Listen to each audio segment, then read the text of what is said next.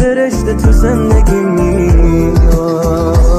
مدلته که خوب باشی که قلب من برات بر بزنه واسه تو بده که این مال منه. سلام به روی ماهتون. واسه ساخت این مدل از ویدیو وارد برنامه اینشات میشید. تمامی فایلاشو میذارم داخل کانال تلگرام، آیدیش داخل کپشن هست.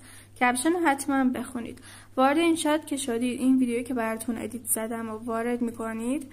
بعد تیکو میزنید، میاید قسمت فیلتر رو انتخاب میکنید، وارد قسمت تنظیم کردن میشید و قسمت روشنایی رو میاید روی -50 قرار میدید که ویدیوتون یه خورده تیره بشه.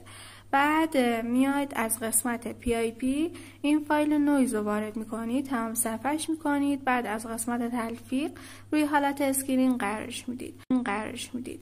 بعد باز میاد از قسمت PIP این شات آیفون رو وارد میکنید، از قسمت تلفیق روی حالت اسکرین قرارش میدید، سایزش رو بزرگ میکنید و روی ویدیوتون تنظیمش میکنید.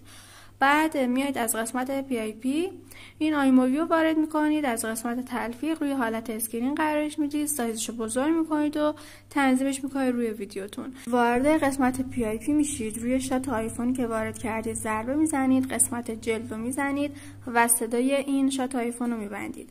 از قسمت سرعت تایمش رو میبرید بالاتر که هم اندازه ویدیوتون بشه. ممنون که تا آخر ویدیو همراه هم بودید.